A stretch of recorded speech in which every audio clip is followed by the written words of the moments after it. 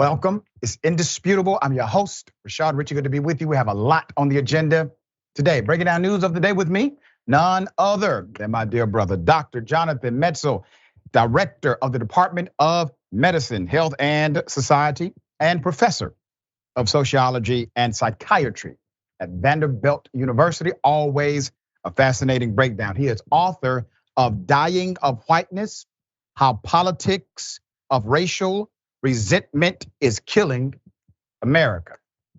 Top story of the day. Well, Donald Trump continues to threaten the very same people who's prosecuting him.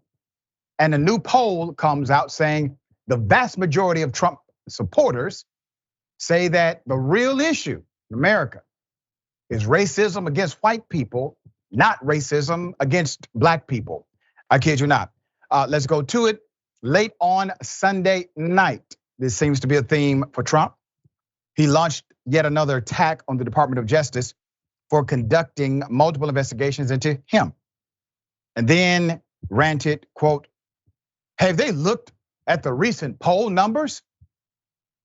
After receiving a target letter from the DOJ early last week that alerted him to an investigation tied to the January 6th terrorist attack. The former president has ramped up his attacks on special counsel Jack Smith and Sunday night's Truth Social Post.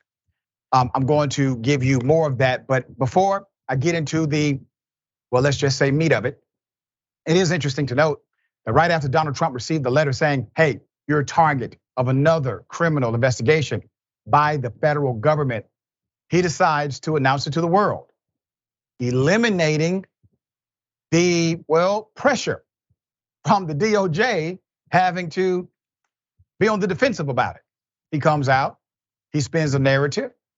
He basically has already admitted to doing it. And, well, here we are. He then releases literally a video. He decides to put a video on Truth Social saying that very bad things are going to happen if you continue to do this. Once again, we consider that to be a veiled threat. Let's put it up. Donald Trump said, and I quote, "How many times can crooked Joe Biden's Department of Injustice, together with their local Democrat DAs and AGs, indict his political opponent during the course of the campaign? Do they understand the damage being done to America? It will only get worse. We must stop these monsters from further destroying our country." Okay? Now, this comes from the same guy who literally ran a campaign on the phrase, "lock her up."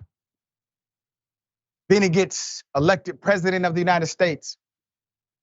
He decides to do a three-way call, asking, pressuring, blackmailing a foreign head of state to investigate the son of his political opponent. There's more. Trump also said, "Do you think that AG Garland and deranged Jack Smith understand that we are in the middle of a major political campaign for president of the United States? Have they looked at recent poll numbers?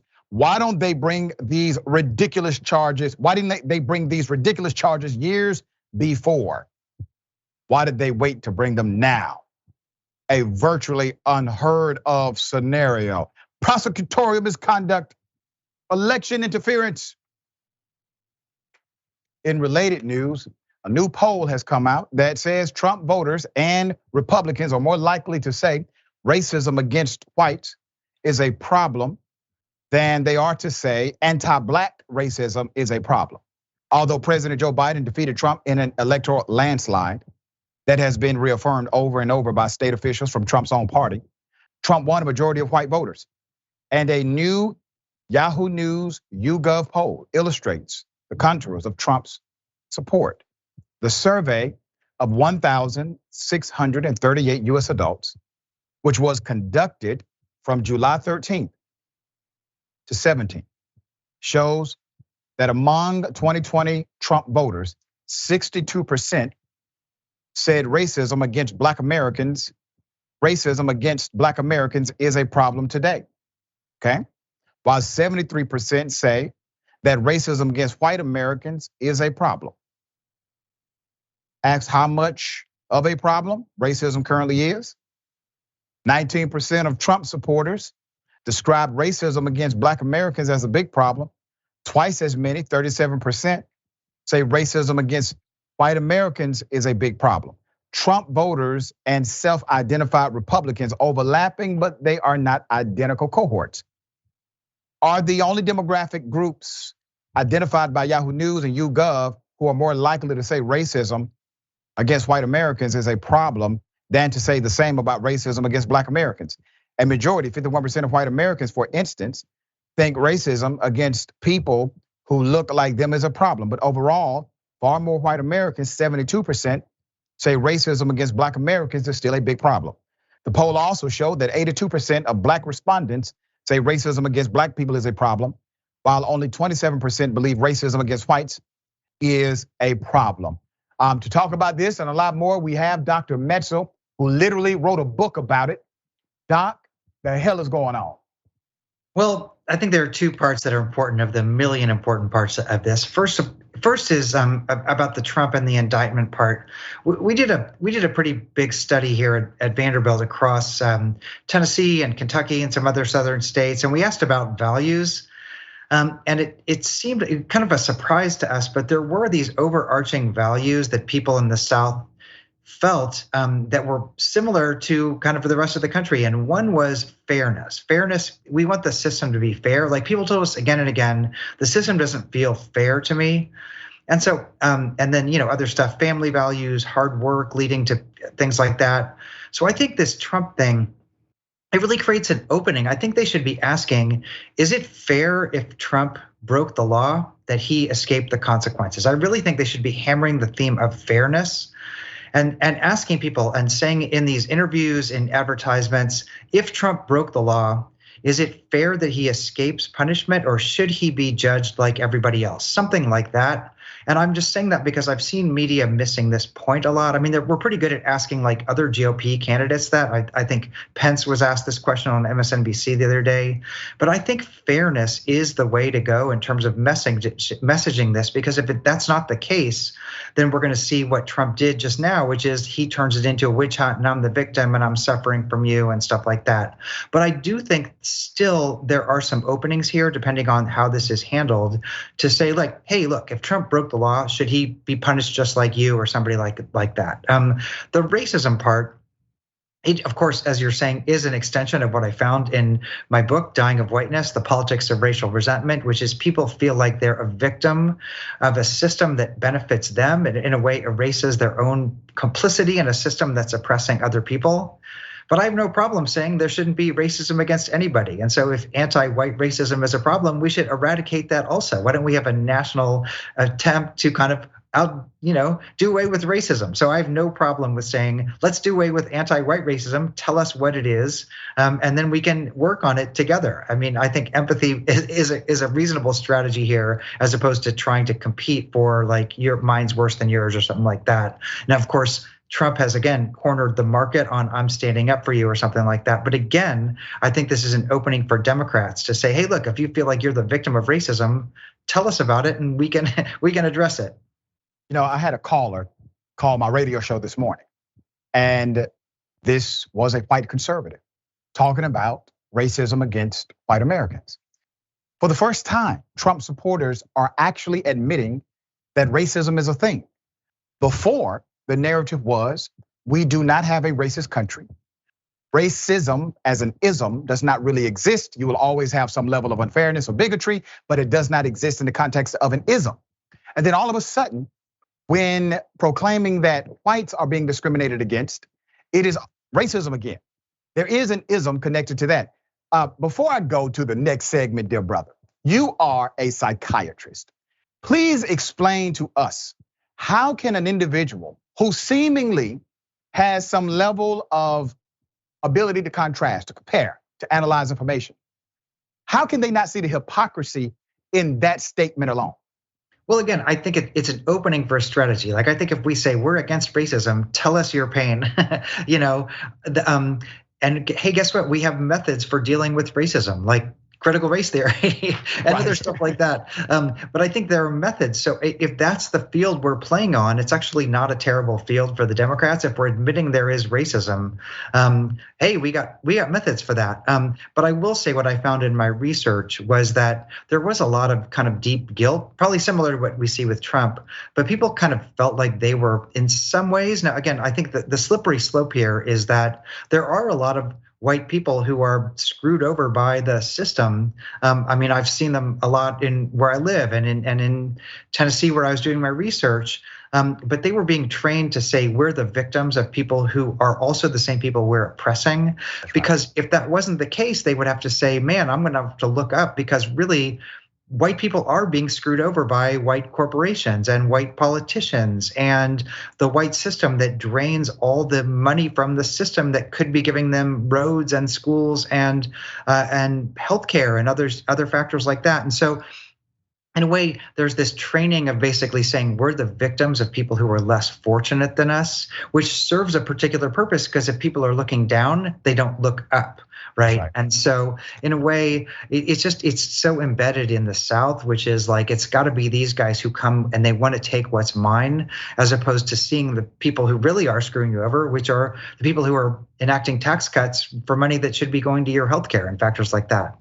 Very well said. I've noticed that a lot of individuals will personalize challenges in their lives and say, well, this is a personal failure. Well, they want you to believe it's a personal failure. It's actually a policy failure. But they would prefer you to believe that either it's based on you or it's based on somebody else, like another person in your community, rather than what it actually is, and that is an adverse policy. So the rat race continues.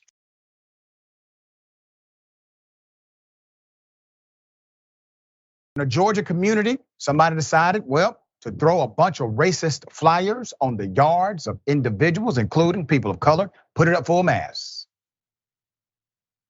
We've actually seen this before, similar. Secure a white future. It reads, let's put up the other picture. It says, have more white babies. Let's keep it up. In Hampton, Georgia, a neighbor in the Legacy Lake subdivision says someone scattered racist flyers like you just saw, like you are seeing in driveways throughout the entire community. All of the neighbors were shocked to find the sandwich bags filled with corn kernels and what appeared to be racially motivated flyers. One of the neighbors posted a picture of a bag she found on her lawn. Inside was a sign that said secure white future.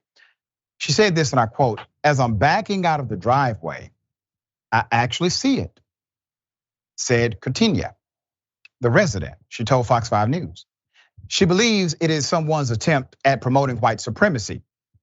She asked not to reveal her last name out of fear of whoever did this. Quote, we've been here 10 years and have never encountered this. But to see it happen right now is just very surprising. The neighbor, who asked not to be named, said, it just makes you want to keep an eye on your surroundings. A Hampton City official confirmed the incident. It was not isolated. We are aware of the flyers left in driveways early Sunday morning. We are disgusted by the action of the person who did this. The city manager said the views of the flyers do not represent the views and the values of the city or its citizens. The flyer was disgusting and has no place in our society. The police have multiple leads in this investigation. Another resident, Shirley, says her mother received one of the bags. Quote, it's really sad, she said. I feel sorry for them because you don't want to take the time to do this, and you want to bother people. You want to hate on people. Why don't you try love? Despite the bad taste and notes had put in the neighbors' mouths, they all told Fox 5 News they know none of this is reflective of the Hampton community that they call home. We all love each other and we all know each other, Shirley said. We are not about that. Cohillis says it is too early to determine what charges a potential suspect or suspects could face. The mayor's office released the following statement. The city of Hampton is disgusted by and condemns the actions of those responsible for the distribution of these hateful leaflets throughout our city. They are in no way representative of our city, our citizens, or our values. The Hampton Police Department, in conjunction with the Atlanta Field Office of the FBI, they are investigating the matter. So literally, these individuals took the time to weigh down the leaflet and put corn kernels inside of the Ziploc bag and print off these flyers, put them inside of the Ziploc bag as well, and then went through the community as if they were delivering the morning paper. The reason they did it this way is because Sunday morning, it was wet. It was wet in Hampton. It rained. And to protect the racist leaflet, they engaged in a process with a Ziploc bag and corn kernels. Now you have to think about this. Somebody or somebodies sat down in a room and literally engaged in packing these Ziploc bags with racist flyers that they printed and corn kernels. They went out into the community and threw that racism all over the neighborhood. Nobody has come forward with any information. The police are saying they're tracking down multiple leads, and these leads are significant. Now, what is this really about? It's psychological. It's psychological. This is psychological. They're not simply trying to intimidate Black residents or non-white residents. They want to intimidate anyone who doesn't think like them, white or not, Black or not. This is about creating fear, but also finding coalition members, because you know what else is on that leaflet? White supremacy and how to contact them. Now you have to think about this. These individuals are doing this under the what? Leadership of Trump? No, Trump isn't the president anymore. What are they doing it for? They were sparked, they were motivated. 8 years of President Barack Obama did not bring this, but 4 years of Trump did. These people have always been among us. They probably always will, but there's now more of a aggression connected to this type of behavior. Doctor, tell us about the aggression that your research has shown, and why is this aggression happening in ways today that we did not see under the leadership of President Barack Obama? And it seems counterintuitive. It seems as if that's when you would have seen more of it rather than less. But based on the statistics, we see more of it now than we did even then. I hope it is a coming together moment. I mean, I take that quote in the article at face value that maybe this is a moment where people come together. I mean, there are past histories, when the Nazis marched in Skokie, the whole town came together and said, this is not who we are. A lot of these examples, though, are from before the last 5 years or 8 years or whatever, when people are divided up. And so there's so much money and energy and power in divisiveness right now. And I kind of had the same questions you did, right? Which is, have these people always been among us, and it's just that they didn't have a voice before? I mean, certainly I think one of the big issues in answer to your question is that there's power in this now, that like an extreme position is not extreme anymore. An extreme position is a mainstream position, and it's tied to some of the stuff, these Trump ads where it's like, we're going to get you back and all this kind of stuff. Like there's a promise of power in Trumpism, which is you're going to be in power, and it brings these extreme positions into the mainstream. And the question is like, how do you fight back? Well, you fight back the way that quote said, which is we come together and say, this isn't us and this isn't what we stand for. But what wasn't true before when Obama was president and is true now with Trump lurking in like Peter Lorre here, is that there's a promise of power and retribution, and we're going to get back at our enemies, and it's us against the world and stuff like that. And so community really is the way to fight back against that. But it's dark and it's it's powerful right now. And in a way, what's scary about this isn't that there's this message. I mean, we've had, people supporting the Nazis in this country and the John Birch Society in this country and the Klan and everything, but it's more that there's a promise that we're going to like take over and get even with everybody. So the fact that this carries such power right now, I think, is really what's the terrifying part about this. I concur with you that it will take a coalition, a community of individuals who are of various backgrounds standing up and saying no. And when you look at the numbers, the majority of white Americans, they don't feel this way. The majority of Republicans, according to statistics and surveys, they don't feel this way.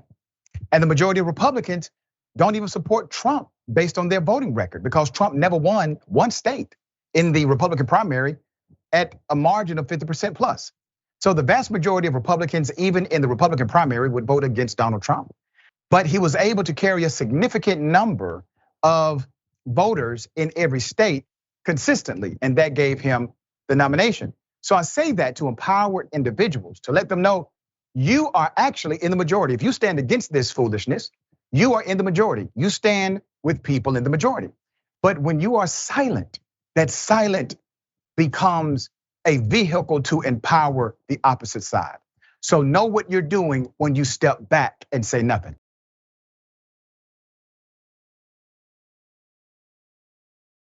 Judge decided to dismiss a case where a white female spat on a black woman, a protester for Black Lives Matter. Put it up full mass. Let me give you the background. Hartford, Connecticut, a judge on Friday decided to dismiss a hate crime and other charges against a white female who spat on a black female during competing protests. This was at the Connecticut State Capitol. Then was allowed to resolve the case through alternative sentencing and probation. The victim called the outcome, and I quote, being spit on once again.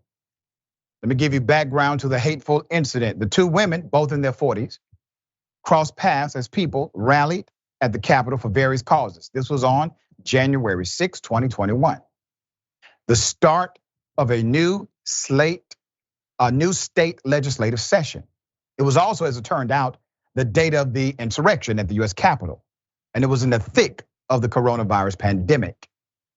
Karen Prescott, the victim, was taking part in a Black Lives Matter demonstration while Gilstian, the defendant, was protesting mandatory childhood vaccines and COVID-19 masking.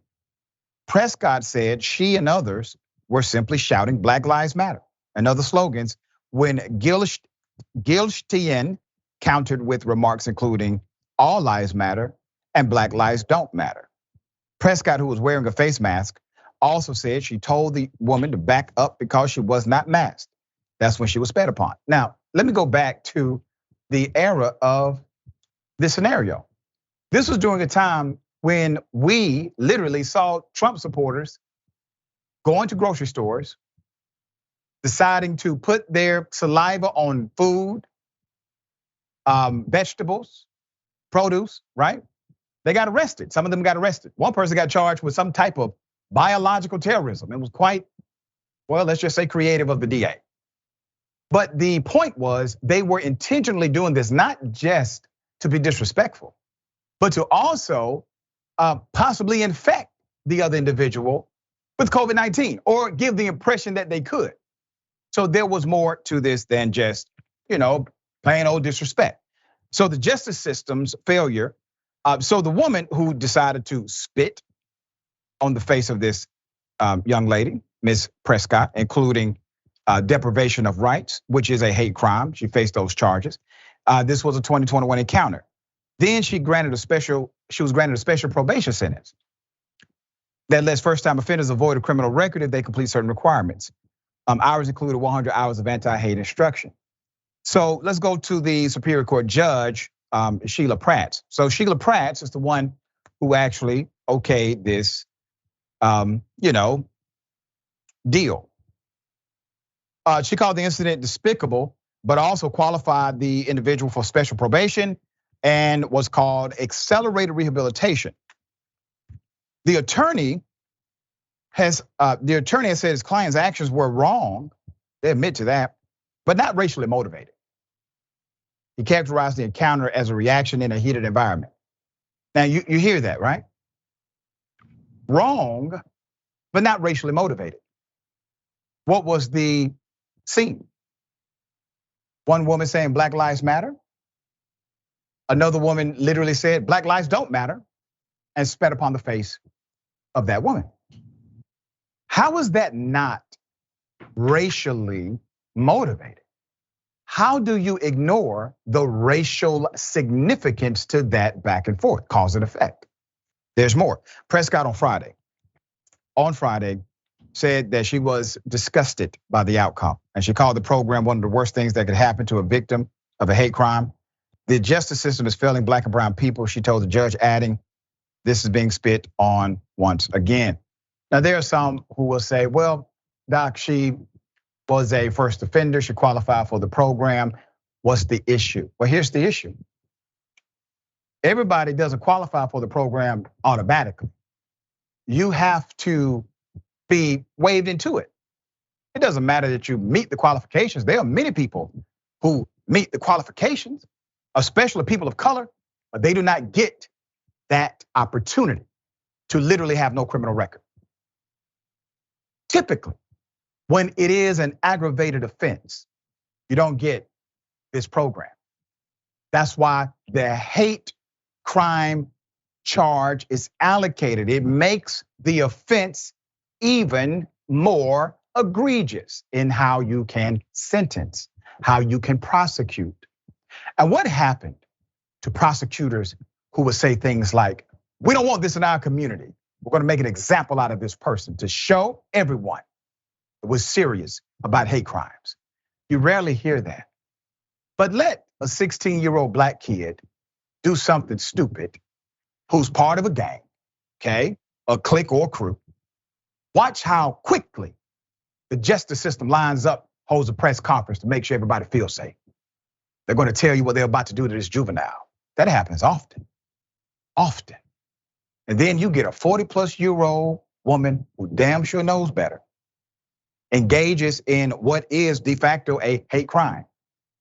We're going to qualify this person for a special program to avoid a criminal record. Or now you have another challenge.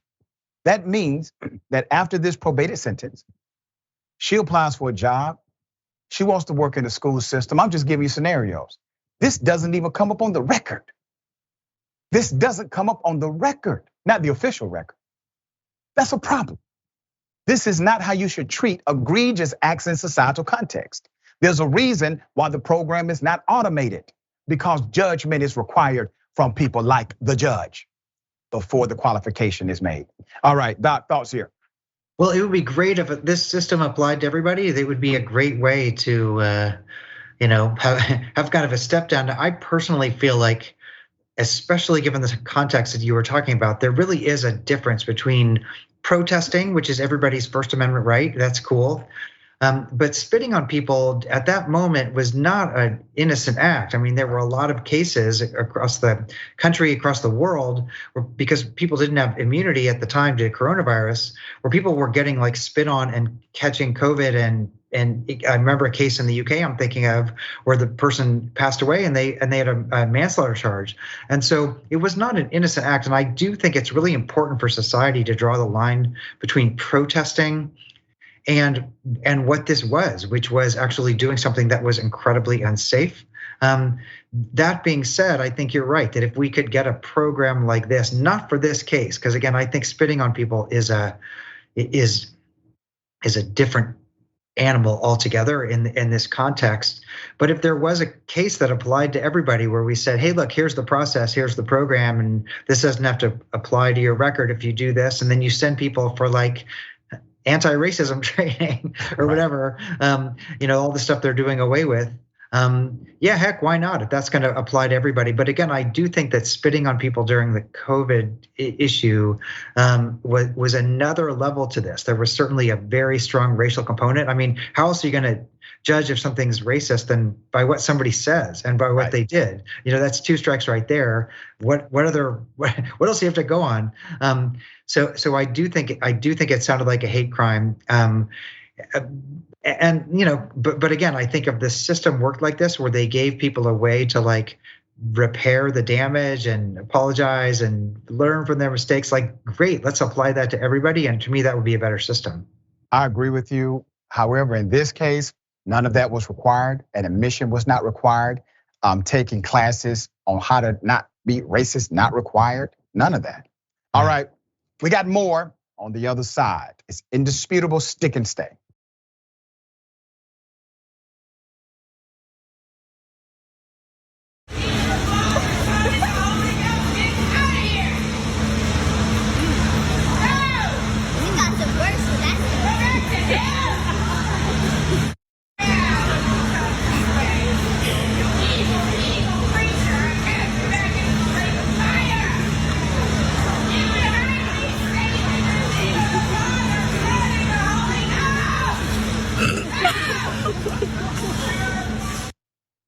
Now, let me say this. We don't know if this was staged. We don't know if the individual really saw something, or this has to be the most fearless person in the world. If you really believe that is the Reaper, and you stand up like that, you're an OG in my book. I don't care what day of the week it is. I would have been scared as hell. If I really believed that was the Reaper, I would have been terrified. This individual obviously has no fear whatsoever. The individuals who were around her, well, they looked, there's a guy behind her. Let's put up the picture full mask. He looked scared to me. He looked afraid. All right, Doc, regardless of what you may think about the world of the spirit, that's a fearless individual right there. I mean, to do it in like Costco or Walmart, like that's different from like doing it like in Macy's or someplace else. Like, so I just think, I just think that, more power to her. Maybe she saved the planet. Maybe this was like Ghostbusters or something like that. And that was the Grim Reaper or something like that. But I would say that I also say every time, like, the bar gets higher just to get on this show. And this shows how high the bar is to be a Karen and get on this show, That's just right. given the everyday crap people deal with. Right. And this could be a new standard, right? That people are gonna have to meet this criteria to get on this show, I think. Yeah, let's put the picture up again, full mask. Do you see that? They have Ralph Lauren men's soft touch polo for $49.99. I mean, let's get over there. We got to get over there, man. Grim Reaper or not, damn it, I'm going. The Reaper probably bought them all. No, There you go. All right.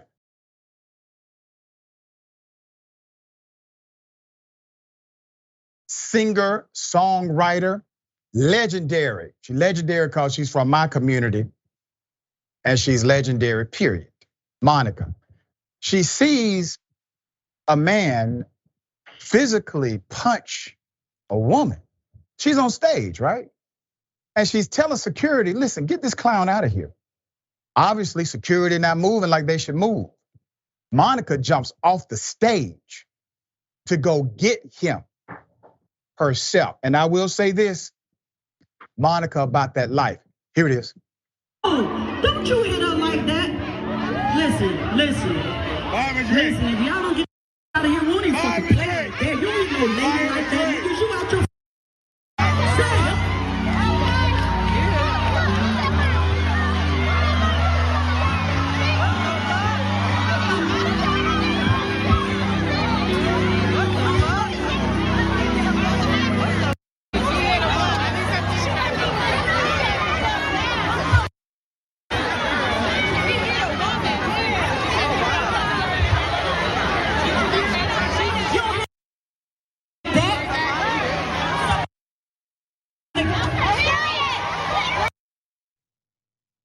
It's a damn shame Monica had to jump off the stage because no one would remove the individual who she saw assault another person. Put up the screenshot. I have met Monica multiple times, and every time she has been very authentic. She has been very real. She's an authentic soul. Singer Monica jumped off the stage to literally confront the man that she saw punch a woman while performing at Riverfront Music Festival. This was in Detroit over the weekend, all right? Now, we have footage of the incident itself before Monica got off stage. Here it is.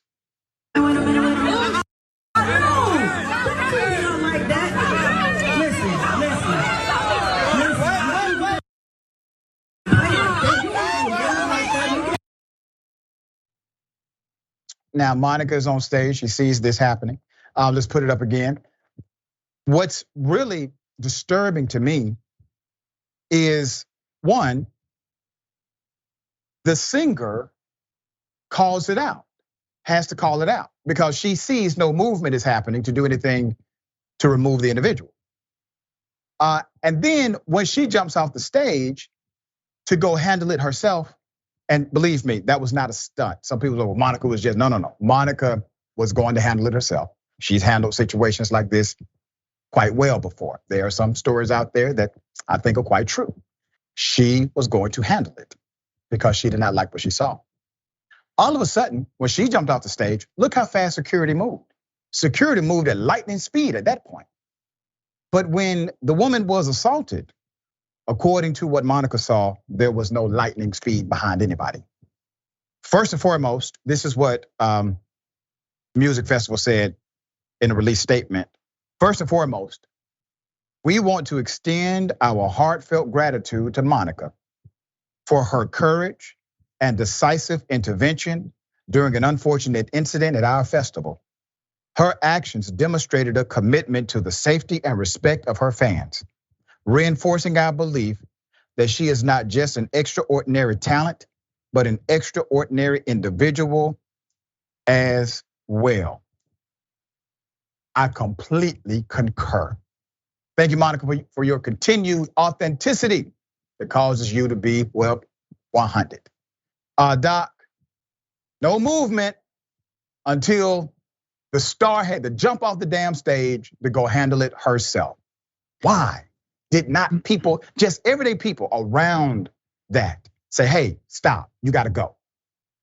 I lived in Michigan for 12 years before I moved to Nashville, and I've been to that music fest and other ones in Detroit.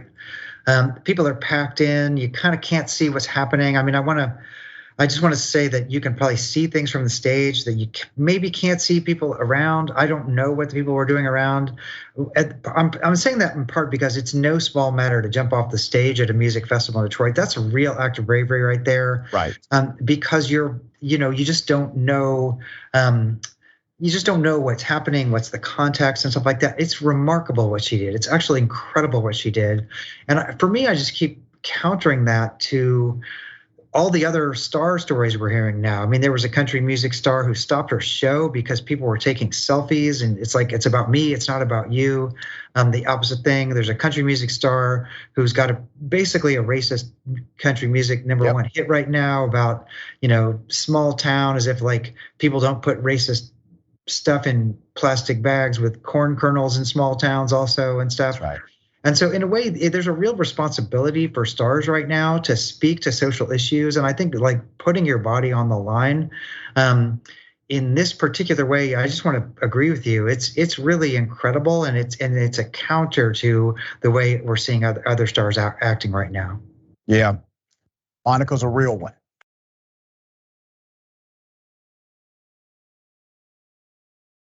Racist student who threatened to hunt black people down and also make them pick cotton will have no punishment at all. University of Wisconsin student, let me remind you of the incident. Here it is. I'm gonna kill myself one day. I hope everyone me, because I'm gonna go back and haunt every fucking little fucking did me wrong. I literally hate all of them. I'm gonna make them pick cotton in the fields all day long till they die of thirst and like they're literally gonna, their bodies are gonna dry out because of how much cotton.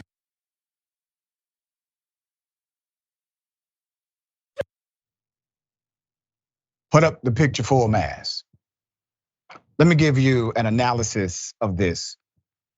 A University of Wisconsin student, Wisconsin-Madison, went viral. We covered it when it happened. This was a racist rant. Will not receive any discipline. This comes after her threatening to hunt Black people and thousands of students protesting, saying she has to go. The student's name is Audrey Galuski. A month after the video went viral, she issued an apology with the student newspaper, okay? The school's response, UW-Madison officials condemned the racist language, but noted that as a public institution, it must adhere to First Amendment rights, even if they protect hateful speech in personal social media accounts. While the university can't limit what students and employees post to their personal social media accounts and can't take action against posts that are not lawful, that are not unlawful, racist slurs do not represent or reflect UW-Madison values around creating an inclusive community. I got more. I'm going to give you some other background. Put up the picture. Okay. More than 66,000 people have signed an online petition urging for the university to expel the student, which is still being circulated. Hundreds of students also marched down the streets of Madison and held a sit-in on campus, demanding that there be some discipline against the student. Now, let's talk about this in the context of common sense and academia. And I'm glad I have a fellow professor, a colleague on the program. Any institution that receives federal aid or a federal grant, federal financial aid, they have to adhere to certain principles of non-discriminatory action. Typically, that's codified in what happens on campus, and that you have this obligation to make sure that there is not active and persistent or systematic racism on campus. If you know about it, you have to do something about it. So the university said, wait a minute, since we are a public institution, we are really held accountable to making sure that we do not unfairly penalize people for what they do on their personal time. That's basically the sentiment. And even though we do not agree with the speech of the student did not do this on our campus, and a student has the right to say whatever they want to say, even if the speech is considered hateful. And here's where I split hairs. What she said seemed to me like a threat, like a terroristic threat. Now, the university is not saying this, and I'm sure that there's some defense that can be allocated saying, well, the threat was not specific enough, et cetera, et cetera. But context matters in that case. If there was an argument right before she said it, then you can allocate specificity. If not, then it may be difficult. But anyway, that's a defense. That does not mean it is all inclusive to say there's no way possible this could ever be charged. So you may have the ingredients for some criminal penalty. Outside of that context, if she engages in racist behavior on campus, the institution will likely be liable as well because they had knowledge of the history.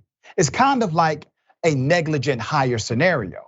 If you hire someone and you are well aware of their background, but you still decide to either A, hire them or keep them employed, and they do something adverse to the other individuals connected to that agency, then the company itself, in this case, the institution, could be held liable for their own contributory negligence to whatever may transpire. There's significant risk, virtually no reward for the university to take this line of action. And then you have the simple business model. More students are going to say no to that school because of how they handled this, let's call it crisis. And let's go above all of that. What she said is a very scary thing. And what she said offended many communities, not just black people, but in particular black people. There were plenty of other communities marching saying, we don't want to be identified with this culture. We don't want our institution to be identified with the culture. And the last time I checked, institutions still have the right to define the culture of their institution. Doc, what are your thoughts?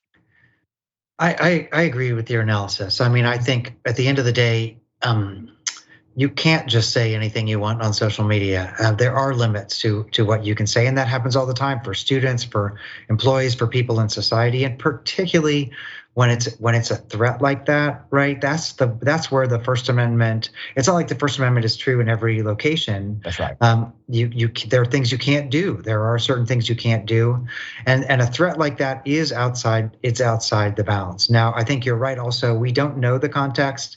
The clip I listened to, she was threatening to hurt herself first, and we don't know all that kind of thing. So I'd be curious to know what the story was.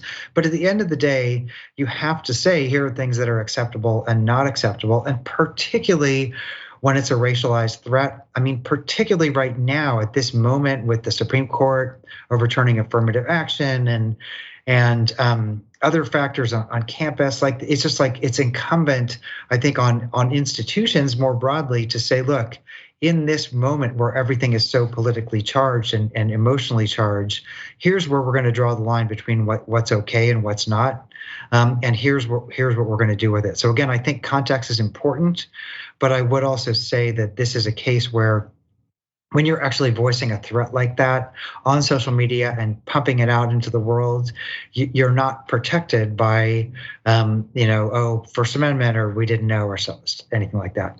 Yeah, and I will say this, I don't think the young lady should have some kind of prohibition from finishing school. I just think that's the wrong school for her. That's my opinion. I think she should still go on with her life. Hopefully, she's young enough to learn from this and overcome it. I tell young people all the time, especially those in my college classes, after you get out of your 20s, it becomes more difficult to overcome mistakes that you make, especially when those mistakes or those actions are against other human beings. You have to be really careful about how you position yourself against individuals that you may have conflict with, because those dynamics can linger with you longer than you could ever imagine. So you got to be very wise in that case. So I don't say she should not be educated. She can get education. It doesn't mean she has to do it on the campus there. Those students should have a voice as well that are saying, we don't want this here on our campus.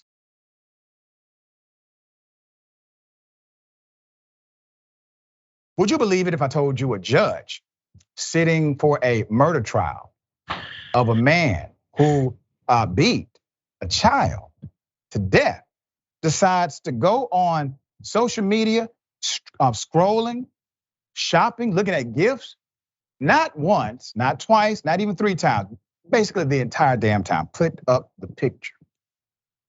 Full mask. Judge was caught scrolling through Facebook, looking at various imagery while she was overseeing her first trial involving a man accused of beating a 2-year-old to lifelessness. Let me give you background on the judge. Let's keep that picture up for now. This happened in Oklahoma. So this Oklahoma judge was overseeing a trial for a man accused of beating his girlfriend's son to death. That's already horrific, right? Security footage viewed by the Oklahoman shows the judge looking at her phone during the trial. The district attorney said the judge, quote, spent hours of the trial on her cell phone, per the paper. Judge Tracy Soderstrom, a new judge elected in November, oversaw a brutal murder trial that began last month. The case involved 32-year-old Christian Tyler Metzl, who was accused of beating his then girlfriend's 2-year-old son, Braxton Danker, to death. According to the local paper, this was the judge's first case. She began the trial by instructing the jury members to turn off all electronic devices, a common courtroom protocol, so that they could concentrate on the evidence without interruption, end quote. The Oklahoman reported. Soon, the judge proceeded to check her phone. Footage from a ceiling security camera pointed above the judge's bench showed the judge repeatedly checking her device. According to the Oklahoman newspaper, the judge used her phone throughout jury selection, opening statements, and witness testimony. That's everything. That's all of it. At one point, the judge checked her cell phone during a tearful testimony from the victim's mother, Judith Danker. The footage also shows the judge checking Facebook and once again, searching and sending a gift. Courtroom etiquette, let's talk about it. The DA, Adam Panter, said, and I quote, "It is both shocking and disappointing. Jurors are banned from using cell phones in the courtroom during trials because we expect them to give their full time and attention to the evidence being presented. I would expect and hope the court would hold itself to the same standard required of the jurors, regardless of the type of case." Panter, who reviewed the footage after receiving a tip from a courthouse employee, told the paper that the judge, quote, "spent hours of the trial on her cell phone, both texting and scrolling through social media." According to the Oklahoman, Soderstrom moved the position of the ceiling security camera on Monday. Panter told the newspaper that he was concerned the judge did so instead of trying to address her behavior. The judge was elected in November and sworn in on January 9th, according to the paper. The judge became a lawyer in 2003. The judge told Countywide and Sun last year that she had an extensive legal background practicing everything from administrative court issues to criminal and juvenile law. Metzl was convicted of second-degree manslaughter at the end of the trial. Prosecutors are seeking first-degree murder charges. Let me tell you why this is not only important, it is imperative that judges pay attention. Because based on how they see a particular action from the prosecution or defense, somebody's right could be violated or rights could be violated, or there could be misconduct from the defense attorney or the prosecutor. And if you're not paying attention, how can you call balls, balls and strikes? And the reason why that becomes so important in the case itself is because an objection is your preservation for appeal. And if the judge does not understand what the hell is going on during the trial, how can they effectively rule on whatever objection may come? And when an objection doesn't come, but there's something happening that's improper, the judge is not paying attention in order to literally guide the attorney or attorneys back to the law. Why are you there?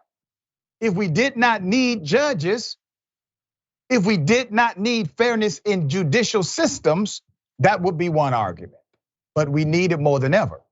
Now, this is an elected judge, not an appointed judge, which means eventually she has to answer the community. And I'm going to say this for the folk in that community who are advocating against what this judge has done, and to the prosecutor as well, who's an elected official too. Look it up.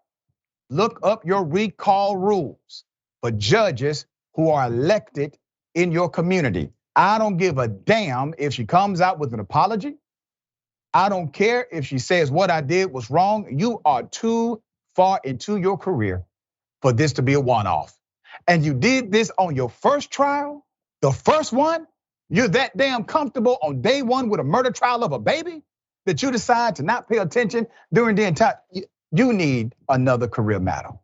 You do not deserve to wear that black robe and sit over major crimes in that jurisdiction. All right, thoughts?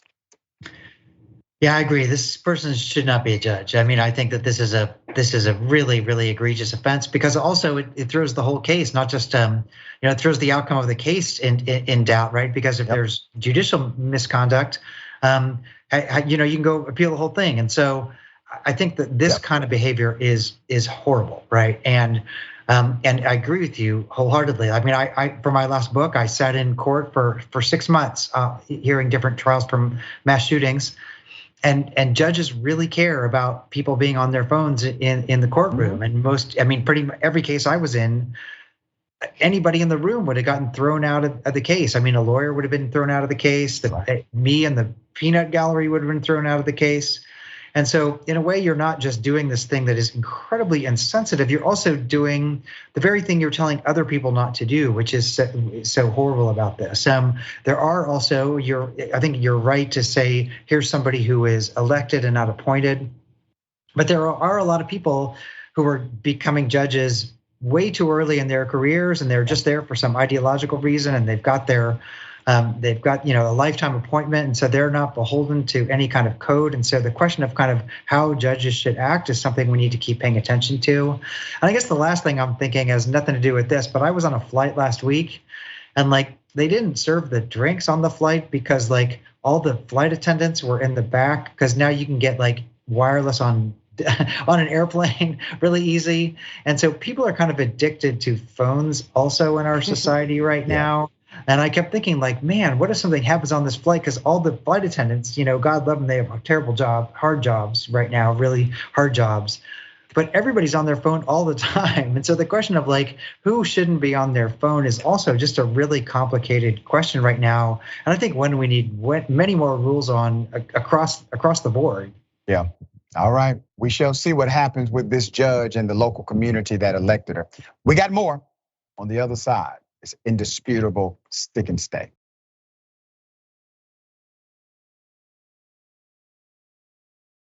Bus driver not paying attention. 6-year-old in the bus driver's care dies. Put up the picture of the child. I want you to keep that picture up. A New Jersey school bus monitor has now been charged in the death of a 6-year-old. 27-year-old Amanda Davila put her picture up. She was a New Jersey school bus monitor, was charged with manslaughter and child endangerment after authorities say she decided to use her cell phone instead of engaging in her job. She failed to notice the 6-year-old, the special needs, was being suffocated by a seatbelt the entire time. Let's put the child back up. The child, whose name is Faja Williams, boarded a bus on Monday morning, headed to an extended school year program outside of New York City. The bus monitor secured the young 6-year-old in her wheelchair at the back of the bus, and then proceeded to sit toward the front with earbuds in both ears and eyes on her phone rather than on the child. That's according to authorities. On the way to school, the bus drove over several bumps in the road. That's normative, that's common. These bumps caused the 6-year-old to slump in her wheelchair. The 4-point harness strap to a chair tightened around her neck, making it difficult for her to breathe. That's according to the county prosecutor. Let's put up the other picture.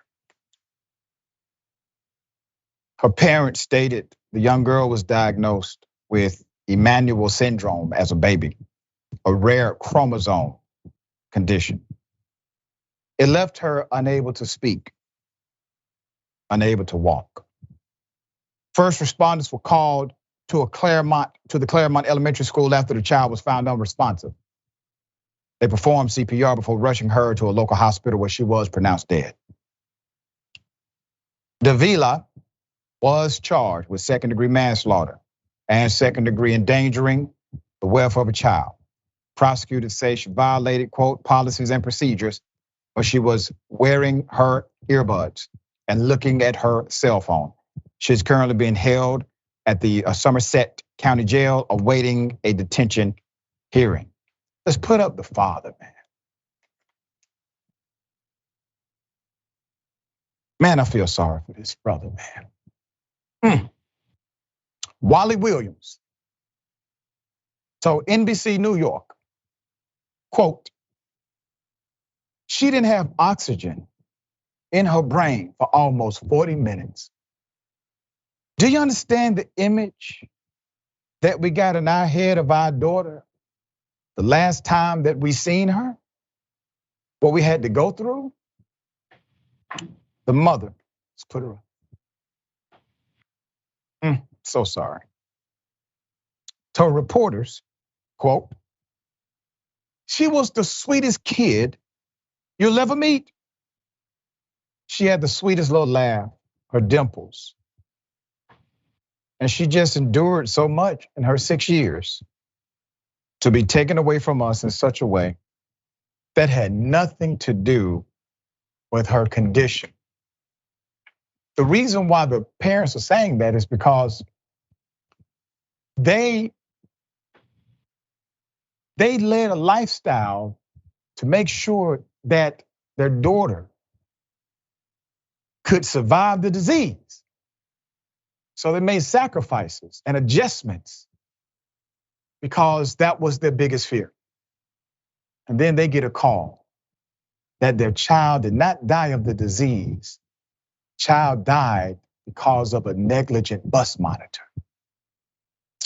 Nash told the New York Times that she was devastated when she learned of this negligence. She pressed the Franklin Township Board to survey the transportation companies they contract with to ensure that they're going to take care of our children. The bus Faja was riding is owned by Mantook Transit in Somerset, which partnered with the board. The Times said the company directed inquiries to Orange County Transit, which did not immediately respond to a request for comment. There's only so much that parents can do. This will never happen again if I have any say so, Nash noted. That's turning tragedy into power, allowing the tragedy of life to be the catalyst for you to make a difference in the future so other children will never have to experience this. It is usually the last thing left when tragedy like this happens. Doc, as a psychiatrist, I know you understand exactly what these parents are going through, what they're trying to do to hold on to some level of dignity and memory and hope that the life of their daughter was not in vain, that the death can actually mean something, as ironic as that sounds, and they're reaching and trying. The negligence of this bus monitor, unbelievable, but it is here. What are your thoughts? I really completely agree. I mean, it's such a senseless death of a child. It's really such a heartbreaking story and such a preventable story. And so in a way, just trying to make sense of something like this kind of loss. I hear this kind of narrative. Also, as you know, I interview a lot of parents of mass shooting victims, and it's kind of like, how do you create some kind of narrative that makes sense to me, let alone turn it into some kind of social good in the aftermath of such a senseless death, but also a death that's based in a failure of trust, right? We trust schools, we trust society, we trust the workplace to take care of our children, and when that contract is broken, it's just such a trauma on so many levels. And it also, is in my mind just how many of the stories we've been talking about today are about kind of society not working because the people who should be taking care of us or other people or our kids are falling down on the job, a judge, a security guard, somebody like this. And so I think this question of trust and society is one that we really need to ask more, but in our polarized society, we're actually asking it less. Very well said, dear brother. Very well said.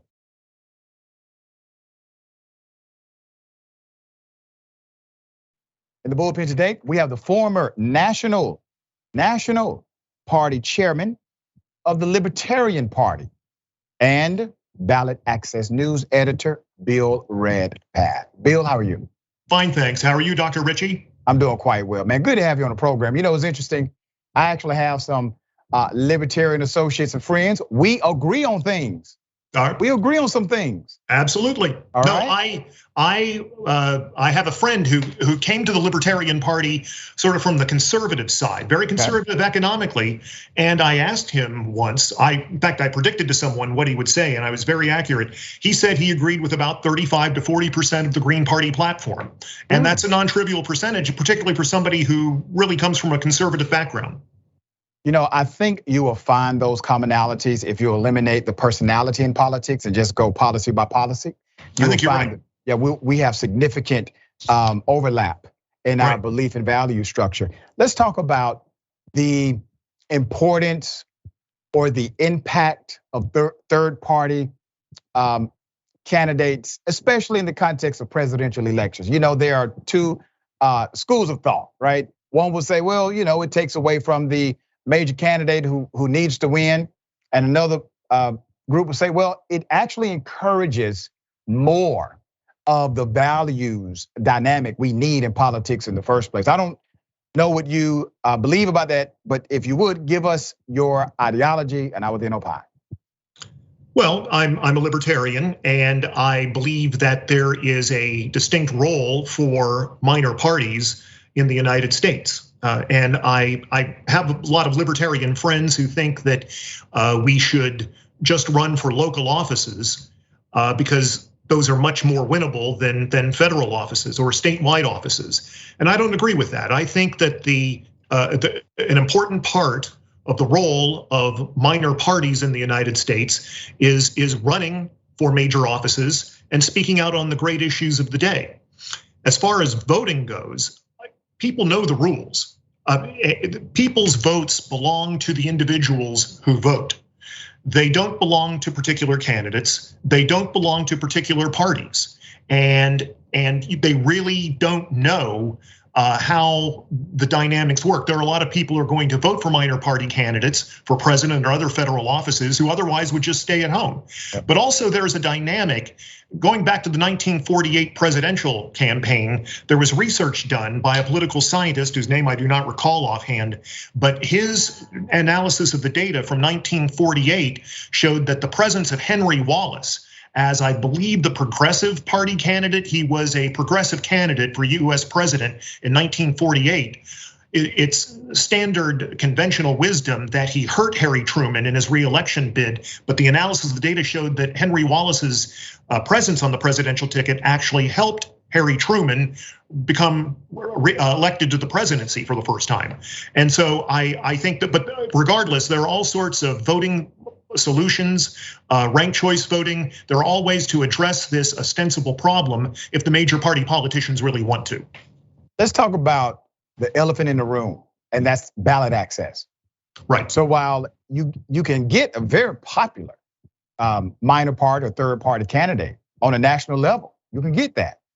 The issue then becomes infrastructure, because the game is set up in such a way that if you're not a Democrat or Republican, good luck in getting that ballot access throughout the entire country on a presidential ballot. I think that's the reason the argument is laid out that local offices are much more, I guess, obtainable. Those who make that argument, I don't necessarily make that argument, but I think that's part of where that argument comes from. It's the feasibility, the practicality of getting on the ballot for every state, and the rules of every state are different. That's Who's exactly crack the code. Republicans and Democrats. Those companies crack the code. Right, no, it is ballot access, and I want to define ballot access because it's being used in different ways, that phrase these days. It traditionally has meant the ability of candidates to get on ballots. Recently, there's been a phenomenon where a lot of people are referring to ballot access as the ability of individuals to vote in elections. And I look upon that, I think that's properly called voting rights or voters' rights, not ballot access. But it is a state by state phenomenon. And in some states, it's relatively easy to get on the ballot. And in other states, it's very difficult to get on the ballot. But the one thing I wanted to say is that I find frequently disappointing It varies. I've been an 8-time Libertarian candidate for public office myself, and sometimes the press has paid attention, and other times it hasn't. And there was I was the U.S. Senate nominee in Illinois last year for the Libertarian Party. A major newspaper ran an article about the Republican candidate who was challenging the incumbent Democrat Tammy Duckworth. A long article about her, and granted the article was about her, but it didn't even mention, even in a throwaway paragraph at the end of the story, oh, by the way, there's also a Libertarian candidate on the ballot. We have too much of a focus with the press, in my opinion, on the horse race and the candidates who are supposedly competitive and supposedly have a chance at winning, and there ought to be more of an emphasis on the ideas that all of the candidates are bringing forward to the campaign. Let's talk about strategy. I saw, and you saw, the Tea Party movement. They decided not to become a party in the traditional sense. They said our strategy will be the infiltration of the Republican mainstream party. And we will basically set our tent in their tent rather than run as third party or minor party candidates. That strategy was somewhat effective, at least for 2 years. I remember they beat a lot of incumbent Republicans for the US Congress. Many of them lost their jobs after those 2 years, but they did it, or temporarily they did it. Is there any sentiment of what they did in your mind that is credible for a strategy inside of the libertarian movement as well? Well, I think that if you're referring to the Tea Party, I would say that they agreed with libertarians on economic issues, but less so on social issues. Right. And ultimately, I remain with the Libertarian Party and don't go into the Republican Party, first of all, because of the condition of the Republican Party these days. But also, if I did that, that would indicate that I think the two-party system is okay. The two-party system is right. Well, I don't. So therefore, I really cannot, in good conscience, become a part of one of the two major parties in the United States, because I think there needs to be a fundamental change to the electoral structure of this nation. I agree with you. And I've broken this down even with my college class in my lectures, that the two-party system makes it very easy for corporations just to buy two people or to buy two sides. And I think the structure that we have with our two-party presentation means that no one will ever get what they actually want. You got to think about this. Two people, that's it.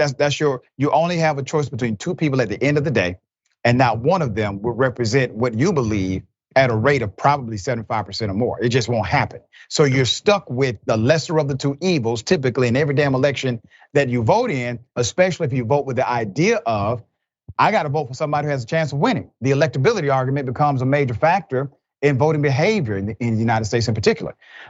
Why are we not challenging, and I say this in the context of lawsuit, constitutionality, et cetera, the entire structure of our democracy in the two-party system?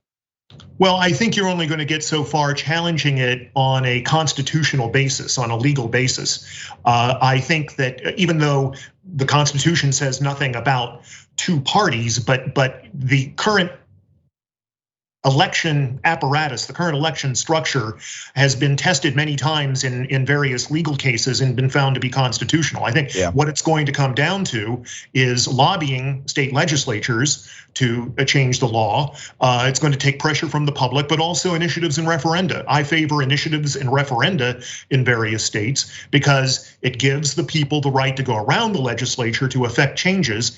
And that's what you've got to do, I think, when the legislature inherently has a conflict of interest in various issues. Would you disagree with a uniformed law that said this is how a minor party candidate or a third party candidate can qualify per state for a federal election rather than having it different state to state?